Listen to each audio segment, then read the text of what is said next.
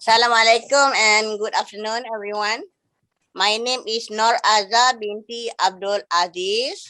I am a member of NASAM and I am living in Kuala Terengganu. Thank you so much for giving me this opportunity to share my stroke journey. I suffered mild stroke on the 9th of April 2017. The doctor said that it was the Lachi level, and there was a small or minute blood clot on my left brain. Now, what happened was, after 24 hours, I was paralyzed on my right hand and leg. At that time, my BP reading was 159 over 113. Luckily, my speech and memory was not affected. So, Alhamdulillah, because at that time, I was still working. I was a school principal of SESMA, a fully residential school in Kuala Terengganu. So I was warded for 4 days at the hospital. And before I was discharged, I asked the doctor's opinion. How do I get well as soon as possible, as quick as possible? Why?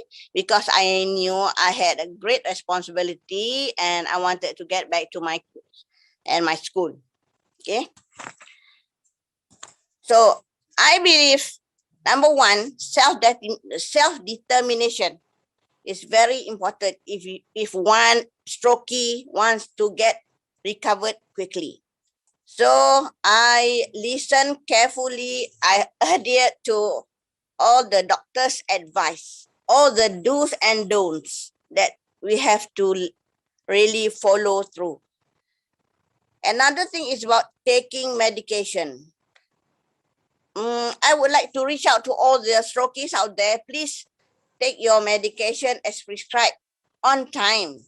Do not miss any of your medication and try not to mix with other traditional herbs, etc., whatever, because, well, something might go wrong. I have always believed in, in our science. So I wouldn't want to go to, what do you call that, shaman or whatever.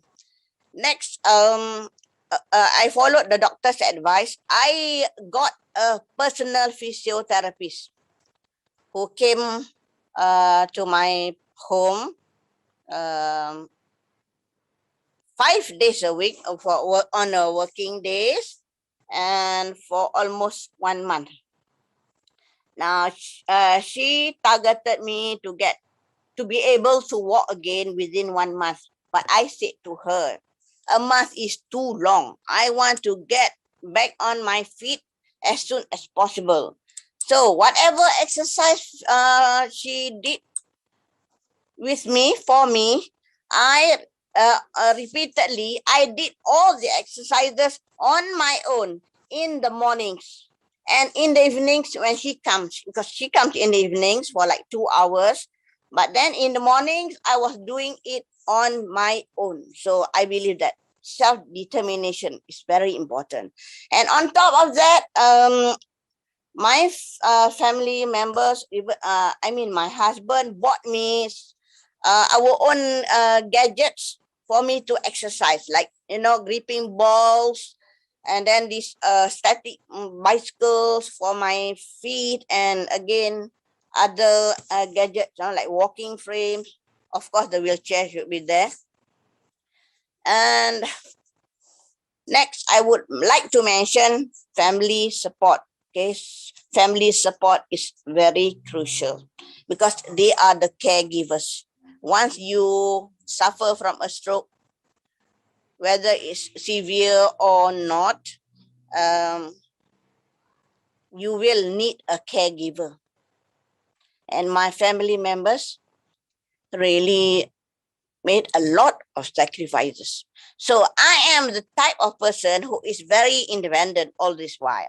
And I did not want to be helpless. I don't want to stay in that condition.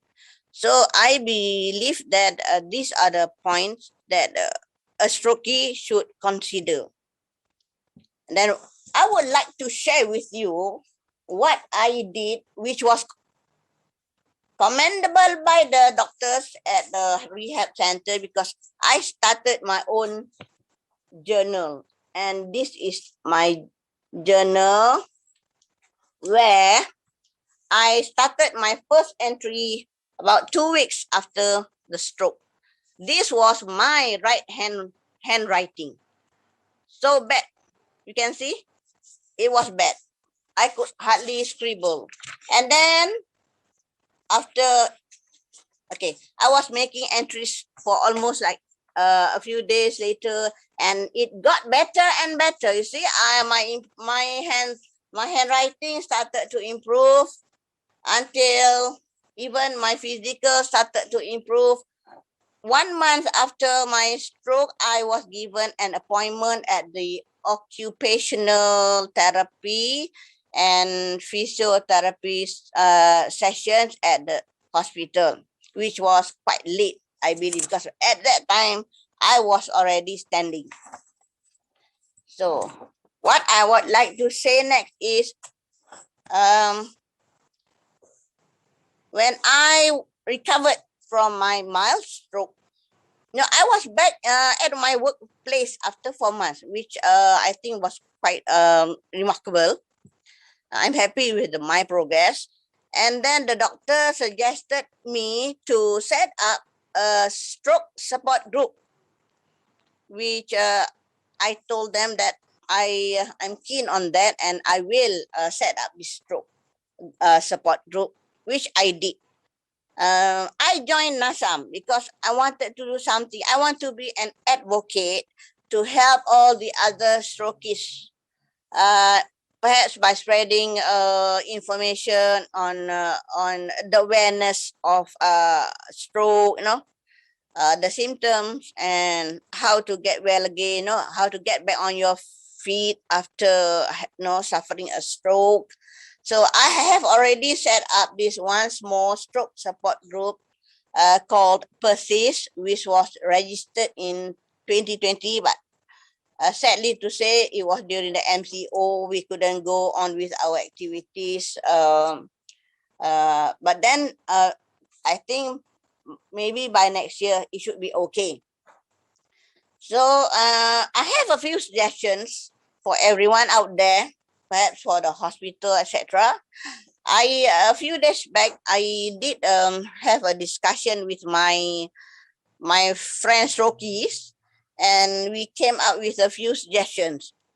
For example, number one, let's have like conducive, strokey friendly gardens, because whenever we go to the gardens or playgrounds, there's no facility for strokeys. Perhaps they can just put up long poles along somewhere in the area for strokeys to to hold on to and have their exercise by walking to make their feet stronger.